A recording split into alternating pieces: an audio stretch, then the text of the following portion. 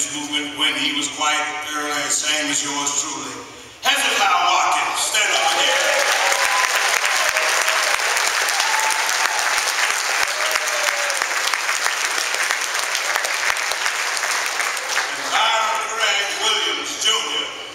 Assisted me when I came here near the Bucknell Wedgie. I believe he's in the audience too. Give him a big hand.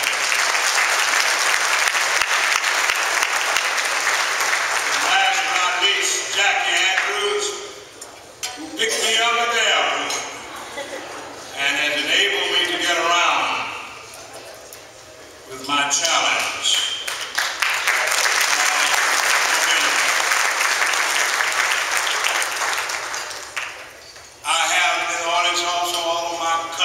My mother's brothers, children, stand up, all of the Robinson Brown family.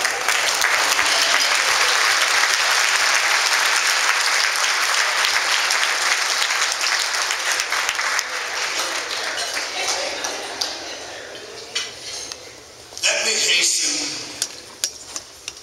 to say, I know this is not Sunday, I would be tempted to take a taxi.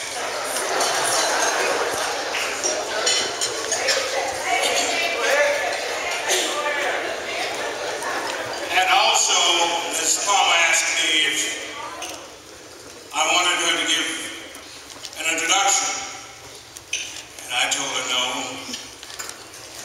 For those who won't long introductions don't deserve them, and those who get them don't need them.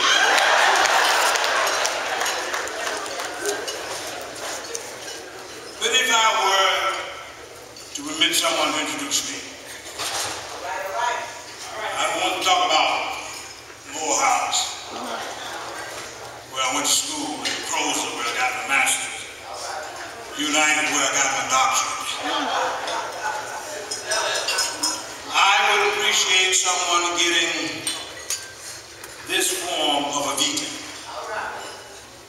that came my way through a young man who also was from City, born out there at Clinton. Attorney Ralph Wheeler.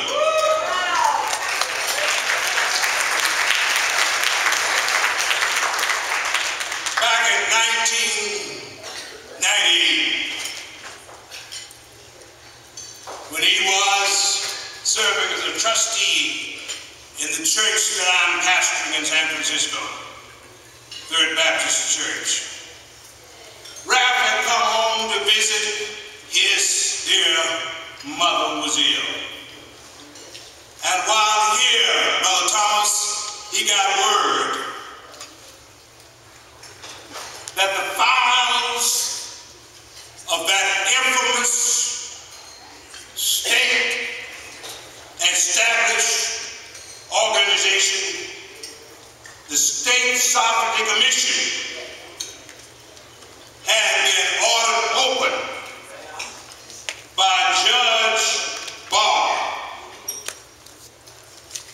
In that file, believe it, that was opened March 17, 1998, these words were found on one page.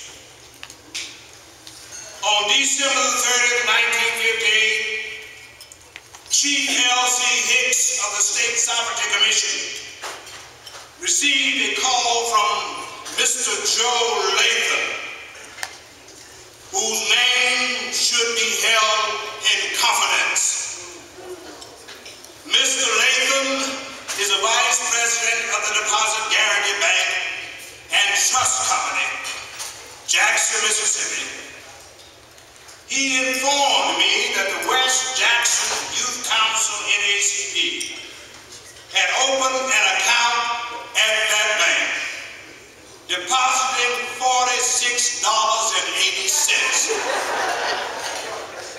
The individuals who signed for this council were Amos Brown and Theodore Jones, 2030 Barrett Avenue, Jackson, Mississippi. Mr. Latham further informed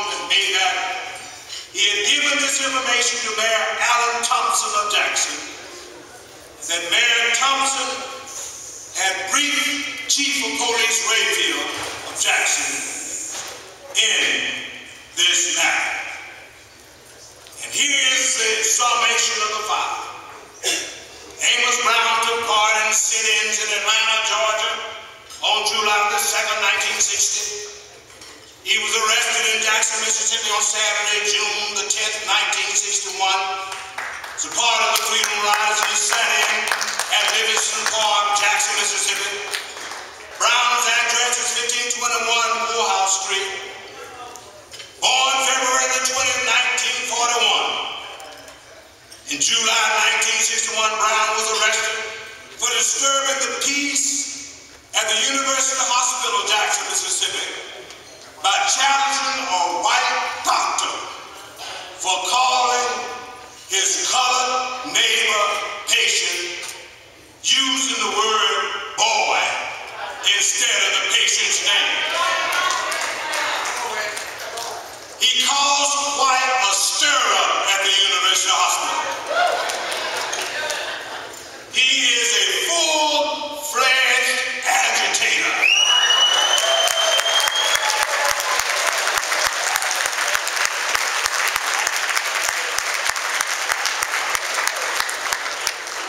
Trusting that this information will prove helpful, and with all good wishes, I remain very truly yours, Albert Jones, Director of the State Sovereignty Commission.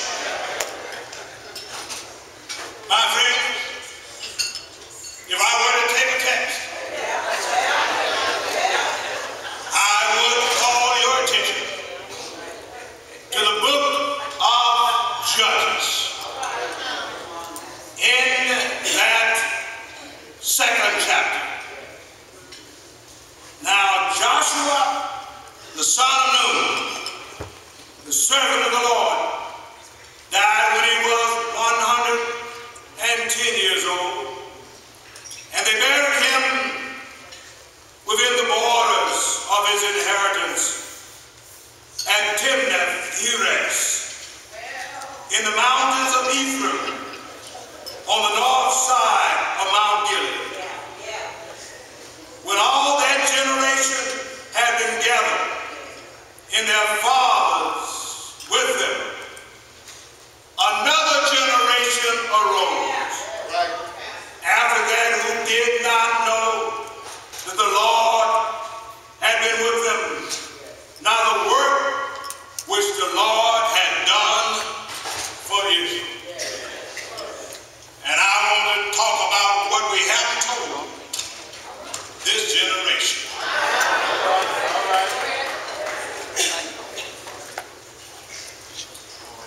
It was the summer of 1968, says noted author James W. Moore. The world had Olympic fever. World-class athletes from every nation had gathered in Mexico City for the Olympic Games.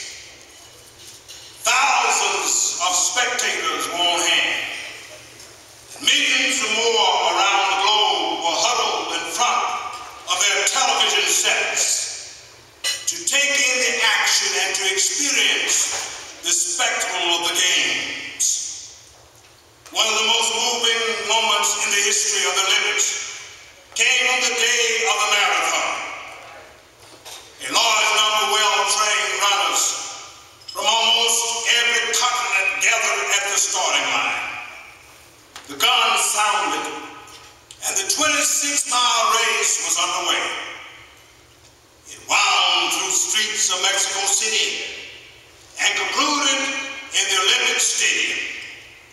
The stadium was filled to capacity, and millions more watched by television as the race was finished and the awards ceremony began. The bronze medal was presented, followed by the silver, and finally the gold medal was draped around the neck of the winner. He stood there proudly, eyes listening as the national anthem of his his country was played, and the flag of his country was raised. When the award ceremony was over, people turned their attention to other events. Sometime later, there was a murmur in the crowd as the people in the stands realized that the marathon was not over. Runner was still on the course. The other marathoners had finished an hour ago. But here came this young man from the African nation of Tanzania, limping his way agonizingly toward the finish line. He was in great pain. You could see it in his face, and in the awkward way he was forcing himself to keep running. He had been injured in a fall early in the race. Now his knees were bleeding. His leg muscles were cramping. Dehydration was setting in. Yet he kept on running. He would not stop. He would not quit.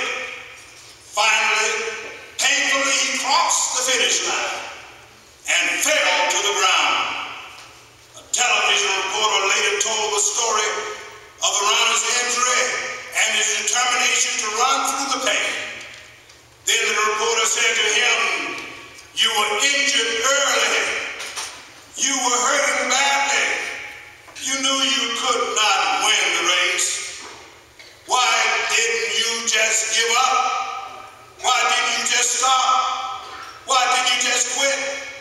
He answered, "My country did not send me 5,000 miles to start the marathon.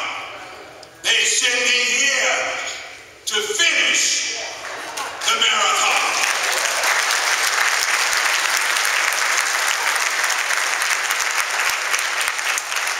My friends, how appropriate is this story in helping us to sense the subtle urgency of the moment of our celebration. For thanks to the phenomenon of intent, our gathering has attracted attention and attendance of freedom lovers the world over. Any number of you have come here from as far away as California, north as New York, east to Philadelphia to celebrate the achievement of the marathon that I'm afraid might be too easily be mistaken to have ended.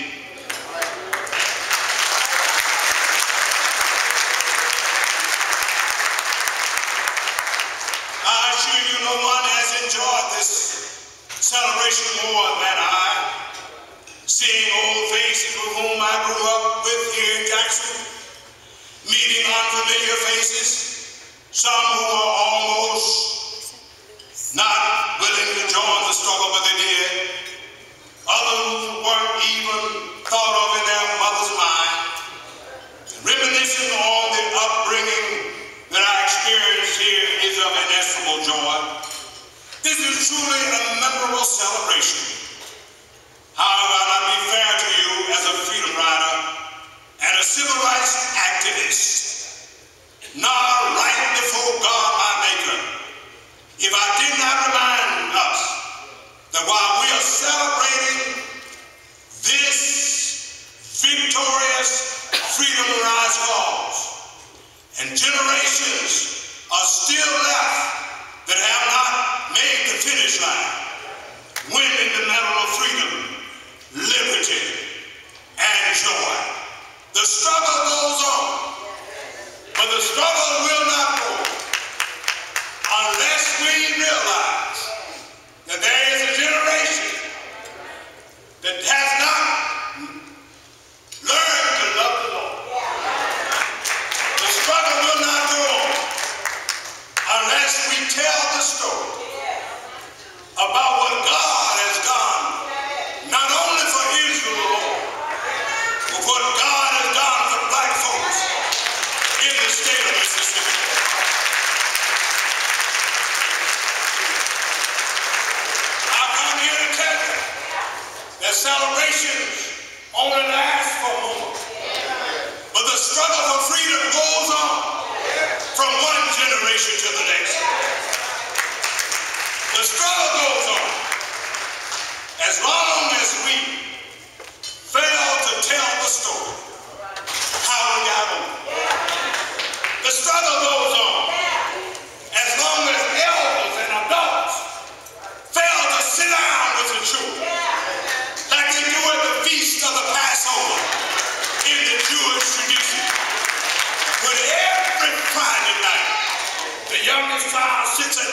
end of the table.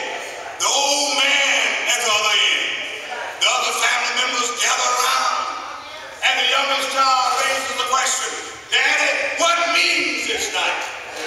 And the old man lifts up his head and says, this night means that your forebears were slain in Egypt land. But the Lord sent the death angel, that they were not smitten. But the Egyptians were smitten, and your forebears were spared. I come to tell you, freedom riders, we got to tell the story, how God brought us through. Many of us don't know the story. Many don't know the Lord. Let me pause right here and say parenthetically, everything was great in terms of our efforts to tell the story. But as it happens in many stories, we don't tell the whole story. I was troubled to see the PBS special and some persons elected to poke fun at Dr. Martin Luther King and to say that the Lord was too scared to join the Freedom Riders when they got to Atlanta. But God permitted me to live to be here today. Tell the story. In the spring of 1961, Martin Luther King Jr. was in Atlanta. He had just been wrongly accused of evading filing of his income tax. Why? No, they put him out there at Reedsville, Georgia, in that dark, dismal prison outside of Atlanta. And he was placed on probation. And that spring, Dr. Benjamin Elijah Mays, walking integrity on Morehouse campus, said to Dr. King, Martin, you need to come aside and do some reflecting and teaching before you go to the next level in the movement. And I'm standing before you as two of the 8 students, along with Julian Bond, who was selected to be students in that seminar in social philosophy. And Stanford University sent me the classroom, the handwritten notes of Martin Luther King Jr., in which he taught us how to first be thinkers, critical thinkers, knowing that if you can't think for yourself, somebody else will do your thinking for you. Whoever does your thinking for you will be your master and you their slave.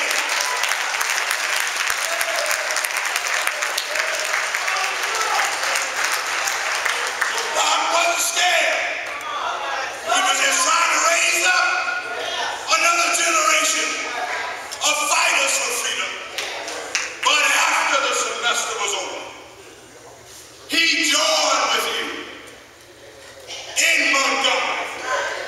And that night, when those white Ku Kluxers would have bombed First Baptist Church and killed everybody inside, it was Martin Luther King Jr. who picked up the phone and called Bobby Kennedy and told him to bring help for the Freedom Riders. Same time I was on my way back to Jackson, down on that Greyhound bus on June the 7th. When I got here, Brother Raff, Mecca said, some of the Freedom Riders are already gone, Amos. You missed the crowd. They're now a departure. He said, I need you on the ground. And I stayed back after I rode my Freedom Ride all by myself solo. And I went with a contingency of young folks over to the Livingston Park.